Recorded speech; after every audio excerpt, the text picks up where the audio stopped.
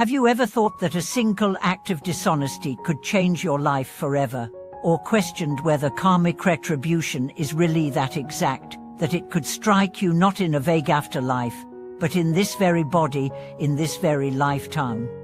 Welcome back, friends. Thank you for joining me once again on this channel, where we explore the deep and often startling truths hidden within Buddhist teachings and historical anecdotes. If you're new here, this is a space where wisdom meets everyday experience, where ancient stories shine light on the challenges of our modern lives. Today's episode takes us deep into a story so powerful, so chillingly accurate in its moral lesson, that it's been preserved for centuries as a living testament to karma's unfailing precision.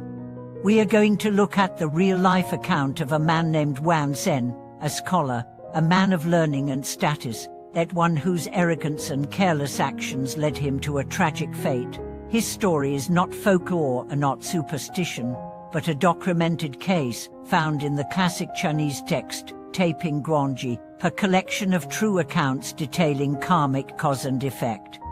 Wan Zhen was not a common thief.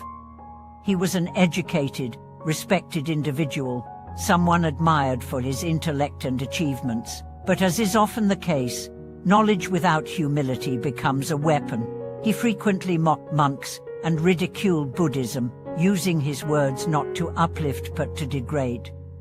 Sharp-tongued, clever, and caustic, he saw no harm in using wit to belittle others, especially the clergy.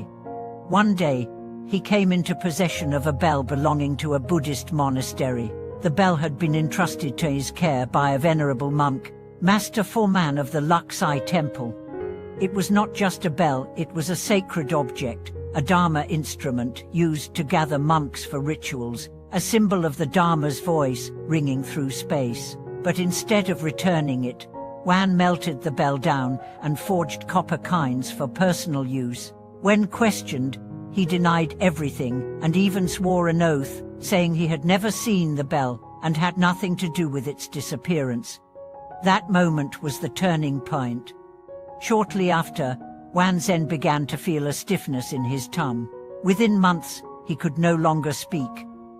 His once eloquent and forceful voice, the very tool he had used to insult the Dharma and deceive others, fell silent. He lived out the remainder of his days, unable to utter a word. No doctor could help him.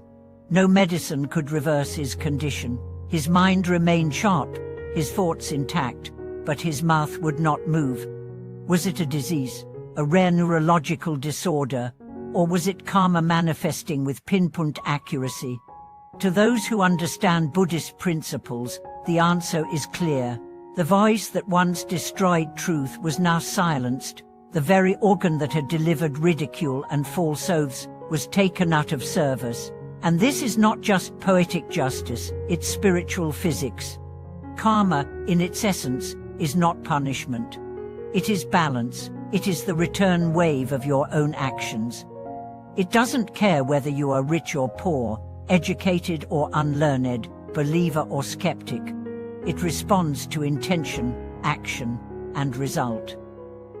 Wan Zhen wasn't punished because he was a skeptic. He faced the consequences because he violated truth, abused sacred trust, and used speech as a weapon. This story also highlights a commonly misunderstood area of karma, verbal karma, or the karma of speech.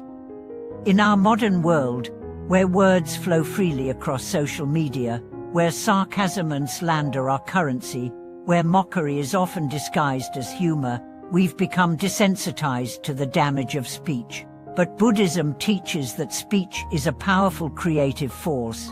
It can build or destroy, uplift or degrade, awaken or delude. There are 4 types of negative speech: karma, lying, divisive speech, harsh words, and idle gossip.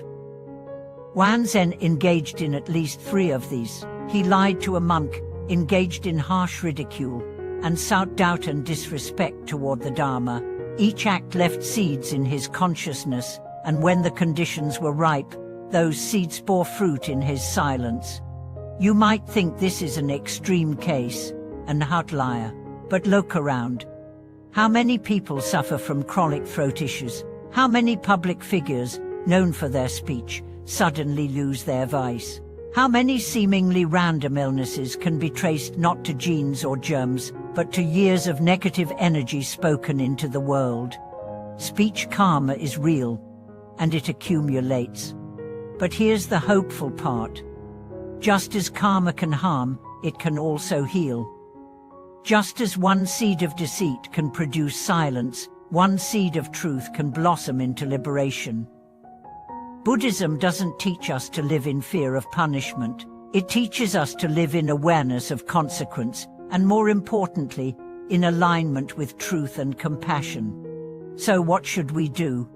First, examine our words. Before you speak, ask yourself, is it true? Is it necessary? Is it kind? These three gates of speech are ancient tools for cultivating verbal integrity. Second, practice purification. If you've said things you regret, and who hasn't, begin to chant, to confess, to realign. Reciting the 88 Buddhas, as we discussed in the last episode, is one powerful method. So is simply chanting the name of a Buddha or Bodhisattva with sincerity. The vibration of sacred names purifies the subtle body, including the speech channel.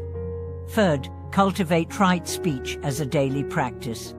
Compliment someone sincerely, speak a truth with gentleness, offer comfort with your words. These small acts accumulate just as powerfully as harmful speech. They build a storehouse of merit, a reserve of light. Wang Xin's story is tragic, but it is also a mirror. Each of us has a voice. Each of us has power. Will we use it to harm or to heal, to divide or to connect, to tear down or to lift up? Let his story be a lesson not in fear, but in mindfulness, not in superstition, but in spiritual accountability. Your voice is sacred. Your words are creative. Speak like a builder of truth, and you will never fear karma's return. Thank you for watching this video. If this story made you pause, reflect, or feel inspired to speak more mindfully, share your thoughts in the comments below. Let's build a community of compassionate speech, one word at a time. And don't forget to like, subscribe, and share this video with others on the path of awakening.